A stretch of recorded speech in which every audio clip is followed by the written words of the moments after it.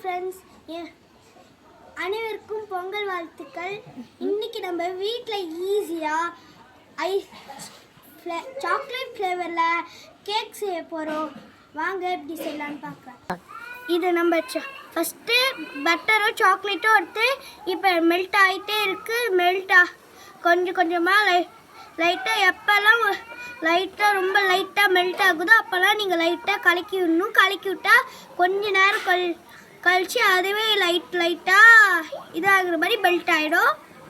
இப்போ நம்ம நல்லா பண்ண சாக்லேட் வந்து இப்போ நல்லா கலக்கிறதுக்கு நல்லா சாக்லேட் கலரில் ப்ரௌன் கலரில் நல்லா மிக்ஸ் பண்ணிகிட்டே இருங்க. மிக்ஸ் பண்ண கொஞ்ச நேரம் இன்னும் மிக்ஸ் பண்ண அது ரெடி ஆகிடும்.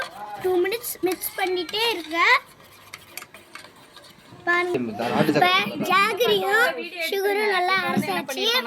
இதுல 1 கப் ஜாகரி 1 கப் சுகர் வந்து எடுத்து அது ரெண்டுத்தையும் பவுடர் பண்ணி வச்சிருக்கோம். சொல்லிட்டு இதாகணும் பயமா இருக்கு.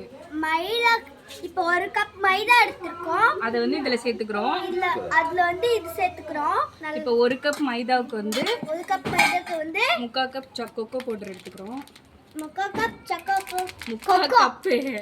கப் எடுத்துக்கிறோம். சாக்கோ பவுடர் வந்து இப்போ நம்ம மிக்ஸ் பண்ணிக்கலாம். இந்தாங்க, இதில் அளவு தான் இம்பார்ட்டன்ட். அது சொல்லவே மாட்டேறீங்க யாரும். இது இப்போ நம்ம சால்ட் வேணும். சால்ட் எடுத்துருவோங்க. இப்போ நம்ம 1 கப் மைதாவுக்கு 3/4 கப் சாக்கோ பவுடர் ஆட் பண்ணிக்கலாம். இதுதான் வெண்ணிலா எசன்ஸ். இது வந்து நம்ம ரெண்டு டிராப்ஸ் நம்ம இதுல ஊத்திக்கலாம். ஊத்தினியா? நெக்ஸ்ட் தேவையான சால்ட் ஆட் பண்ணிக்கலாம். 2 எக் ஆட் பண்ணிக்கலாம். அங்க பேக்கிங் சோடா வச்சிருந்தோம் பாருங்க கிச்சன்ல. சோடா மாவு கொஞ்சமா பேக்கிங் சோடா ஆட் பண்ணிக்கலாம். ஓகேவா? மிக்ஸ் பண்ணிக்கலாம். நல்லா மிக்ஸ் பண்ணிட்டே ஒரு 15 மினிட்ஸ் மிக்ஸ் பண்ணிட்டே கொஞ்ச நேரம் மிக்ஸ் பண்ணணும். கொஞ்சம் 15 மினிட்ஸ் மிக்ஸ் பண்ணிட்டே இருங்க.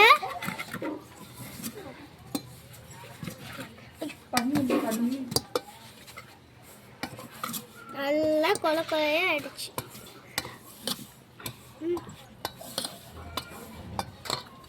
இப்போ இதுல வந்து இதையும் ஆட் பண்ணிக்கலாம். ஜாகரி சுகர் ஆட் பண்ணிக்கலாம். ஜாகரி சுகர் ஆட் பண்ணிக்கலாம். ஆட் பண்ணி நல்லா மிக்ஸ் பண்ணிக்கலாம்.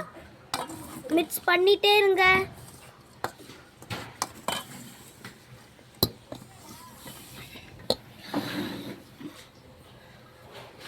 இப்போ நம்ம மெல்ட் பண்ண பட்டரும் சாக்லேட்டும் மெல்ட் பண்ணத அந்த மிக்ஸ் பண்ண அதில் அதை நல்லா மெல்ட் பண்ணதை எடுத்து நம்ம மிக்ஸ் பண்ண இடத்துல நம்ம ஊற்றி நல்லா கலக்கணும். நல்லா வச்சுட்டு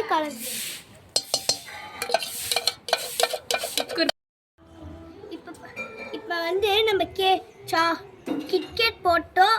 முந்திரி பாதாம் இதெல்லாம் முந்திரி போட்டு பாதாம் போட்டு அந்த குக்கர்ல நம்ம வைக்க போறோம். ஓகேவா? நம்ம வந்து இப்ப குக்கர் உள்ள வச்சிடலாம். உள்ள வச்சிட்டீங்களா?